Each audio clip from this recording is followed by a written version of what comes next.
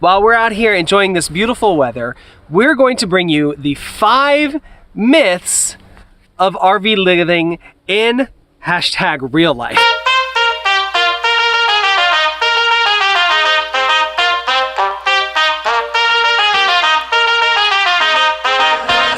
Welcome to No Ordinary Path. We are out here right now in the Sonoran Preserve that's on the north side of Phoenix, just kind of above Scottsdale a little bit. And our family is currently out single track bike riding the Apache Wash Trail. It's a lot of fun. Living in our RV and traveling the country has been absolutely amazing. We get to do these really fun things like bike riding in the middle of the day when we would otherwise be working or in school.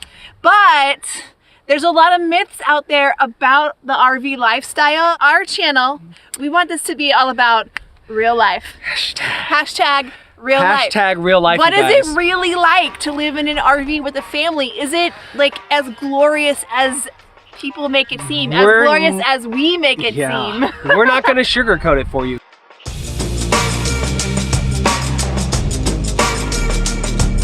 Are you ready, Chloe? Are you gonna stay warm? All right.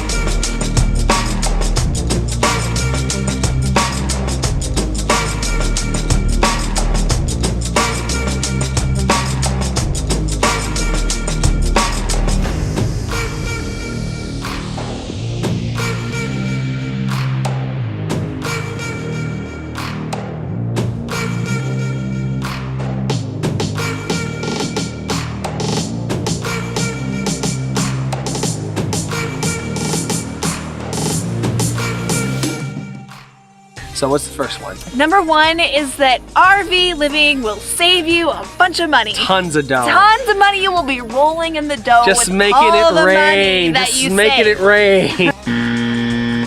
No, it can. As in a lot of times that we're going to point out throughout all 5 of these myths, there's going to be an upfront cost.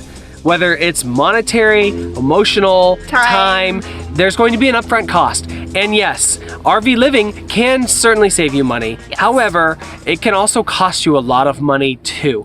You can live the rich and glamorous lifestyle of RV living in some ginormous Class A in some ritzy fancy parks. Now, there are ways to save money too. Yes, you can boondock. That will save you money in the long term. Yeah. You can also be stationary too. So have we saved money? Yeah. Yes, we have saved money. Living this life has allowed us to kind of build up a surplus of savings, and you can do that. I think we personally have saved a lot of money. We don't have a huge savings account built up currently, mostly because of the upfront I'm not costs. making it rain right now, you guys. Mostly because of the upfront costs, and this contract wasn't as plentiful lucrative as some of the other ones were. But we have an emergency fund, which we never had funded before. We would like fund it and immediately use it for emergencies. Now we have a legit emergency fund. So when my van needs 4 brand new tires On a whim, we had the money to do it, and it didn't hurt at all. I mean, like, I didn't really want to spend the money. Nobody wants to spend the money. But we have an emergency fund now, which we didn't have before. And we're able to go see a lot of things and spend money on a lot of things that we wouldn't otherwise be able to do. Truth. And we are making that choice to go do those things. You can totally do free things everywhere that you go and then pocket that money and save it. Can you save a bunch of money? Yes. Yes. Can it cost you a lot of money? Yes.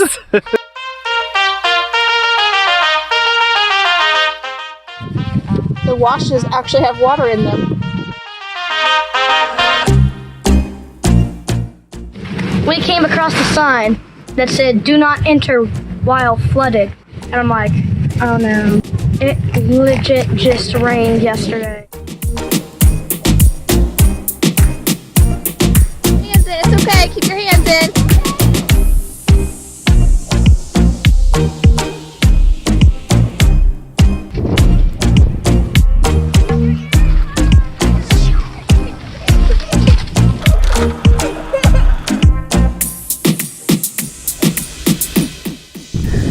Bike riding sometimes means stopping and going for a little hike. Right, love? Like, Frequently. RV life simplifies everything. Simplifies your life. It'll be so much easier. Less mess because there's less stuff. Less stuff? In some ways, it absolutely does simplify. And the fact that we got rid of a bunch of stuff, we don't have as many things to take care of anymore. We definitely we're not juggling all the plates that we used to be juggling. Literally, we don't have as much plates. It might look like it's like easy going, just, you know, pulling into wherever you want to go and stay in the night, except there's a huge process involved in packing up and setting up. I especially have learned to enjoy the process. Is our house always clean? Do you have children? If you have children, you could have nothing and somehow they will still make a mess of it. Keeping it simple is hard too, because you have to constantly purge things because it multiplies. But is it worth it? Oh, totally. It's totally worth it.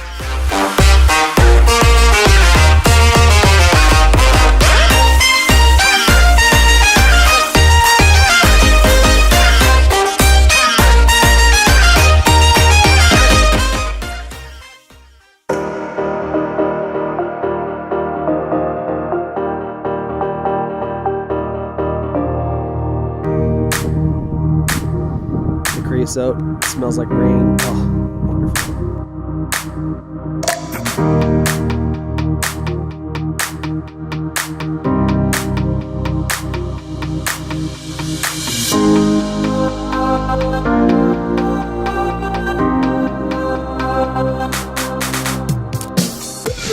Hey, pretty girl.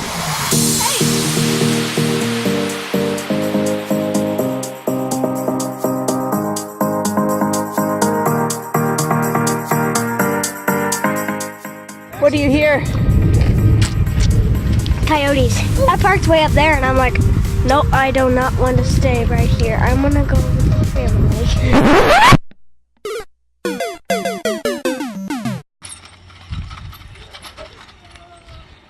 Okay, things are getting real now.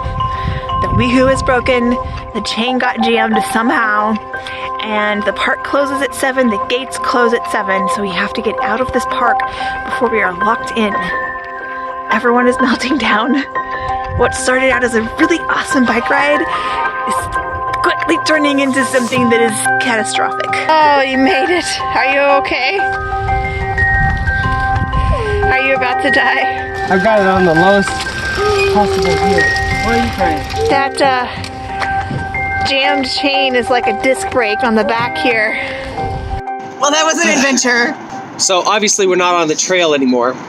And it's dark And loud. and very loud. It's hard to see. That little symbol is of a mermaid on a green background, and it's one of my favorites. And I had most tools for bike maintenance, like changing the tires and that kind of stuff, but the Woohoo has a funny nut, and I do not have the tool to take it off. So I had to ride the last, I don't know, Over a mile. yeah, a mile and a half maybe, on like what an exercise bike would feel like on a 10. So what's the myth? The myth is that every day will be a fun adventure. No. You know, it's every day can be an adventure, but it's not always fun. Yeah, right. Exactly. Not every day is an adventure, you guys. We get to do a lot of really cool things and go on a ton of adventures, way more than we would do in the Sticks and Bricks for sure. But we still have to live our lives. We still have school to do. John has to go to work. We have editing to do. This episode this weekend was supposed to be of us in Sedona. Yeah. And unfortunately, the weather didn't cooperate. It's snowing in Sedona. Yep. And then it rained for 3 of the 4 days that John was off here in Phoenix. So, I mean, there are some not fun days. There are some crummy days in the trailer. Are the majority of the days a pretty awesome adventure? What would you say percentage-wise? I would say 75% of our days are spent exploring and doing adventurous stuff. 3/4 is not bad, you guys. That's a good trade-off. Yeah.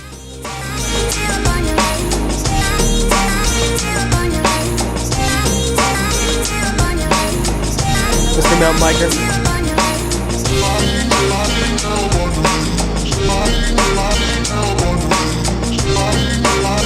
You guys should really try this.